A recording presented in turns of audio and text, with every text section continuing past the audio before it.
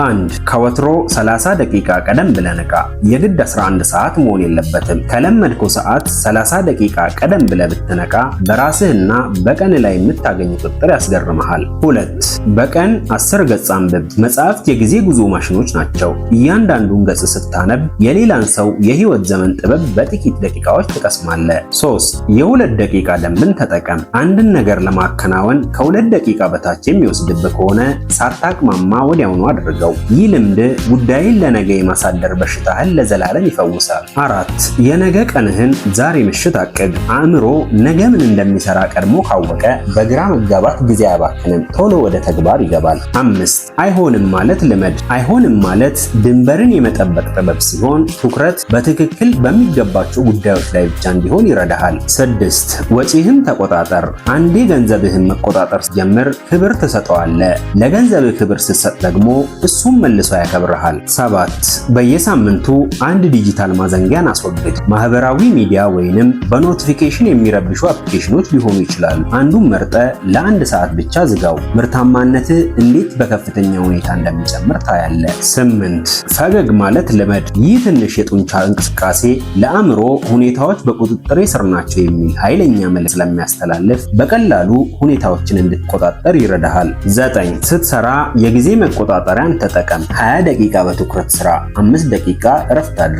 ይህ የጊዜ መቆጣጠሪያ ቴክኒክ ፖሞዶሮ ይባላል። ስራህን እጅግ ውጤታማ ያደርገዋል። 10. በየቀኑ አንድ የምስጋና ቃል ጻፍ። ምስጋና የዋህነት ሳይሆን አእምሮን ማሰልጠኛ መሳሪያ ነው። የጎደለህን ሳይሆን ያለህን ነገር እንድታስተውል የሚያደርግ የብስጭት ማርከሻ መድኃኒትም ነው። 11. በቀን አንድን ሰው አድንቅ። በአድናቆት አንድን ሰው ፈገግ ስታደርግ ያ የሰጠኸው በጎ ጉልበት እጥፍ ሆኖ ወደ አንተ ይመለሳል። 12. ከመተኛት በፊት ስክሪን አትጠቀም። ይህ ልምድ ከማንኛውም የእንቅልፍ መድኃኒት ወይም መተግበሪያ በላይ እንቅልፍህን ያስተካክለዋል። 13.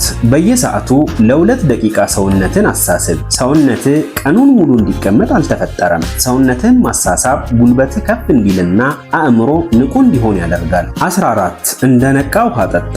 ከእንቅልፍ በኋላ ሰውነት ይደርቃል። ውሃ መጠጣት ሜታቦሊዝምህን ያነቃቃል፣ አእምሮህን ይቀሰቅሳል፣ እንዲሁም ድካምህን ይቀንሳል። 15. በየቀኑ አንድ ነገር አጽዳ።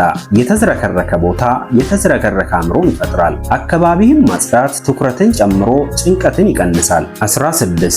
በየቀኑ ለ10 ደቂቃ ቁም። ለረጅም ሰዓታት መቀመጥ ጉልበትህን ያሟጥጣል። መቆም የደም ዝውውርን ያሻሽላል፣ አእምሮንም ያነቃል። 17.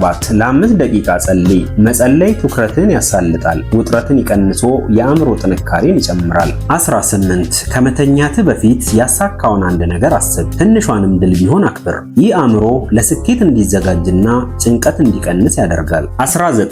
ትልቁ ግብህን በየቀኑ ጻፍ። አእምሮ እንደተሳካ እስኪያምን ድረስ ደጋግመ ጻፈው። ምክንያቱም ደጋግመ ካየኸው ትከታተላለህ፣ ታሳካዋለህ። 20. የስኳር አጠቃቀምህን ቀንስ። ስኳር ኃይልን ይጨምራል፣ ነገር ግን ወዲያውኑ ይቀንሳል። ስኳር መቀነስ ስሜትህንና የአእምሮ ንቃትህን ያረጋጋል። 21. በየቀኑ ለ10 ደቂቃ ወደ ውጪ ውጣ። ተፈጥሮ ነፃ ሐኪም ናት። ንጹህ አየር ከስልክ ስክሪን በላይ ያስፈልግሃል። 22. አልጋህን አንጥፍ። ቀላል ቢመስልህም የቀኑ የመጀመሪያ ስኬት ነው። ቀንህን በስርዓት ከጀመርክ ሌላው ይከተልሃል። 23.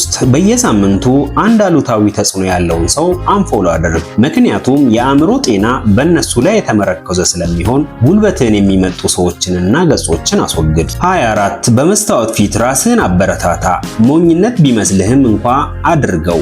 ለምትወደው ሰው እንደምትናገረው ሁሉ ለራስህን በጥሩ ቃላት ተናገር። 25. ከፍጹምነት ይልቅ እድገትን አክብር።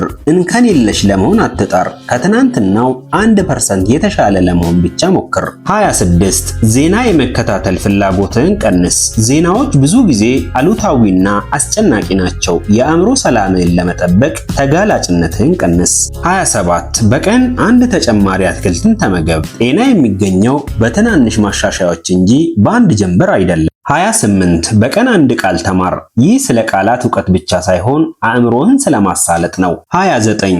ውጥረት ሲሰማ 5 ጊዜ በጥልቀት ተንፍስ። ይህ በሳምባ ውስጥ ያለ ማረጋጊያ ቁልፍ ነው፣ ተጠቀምበት። 30. በየቀኑ ጠዋት 3 ትናንሽ ግቦችን አስቀምጥ። ግልጽና ትናንሽ ስኬቶች በከባድ ቀናት ውስጥ እንኳ ጸንተን እንድትቆም የሚያደርጉ ናቸውና።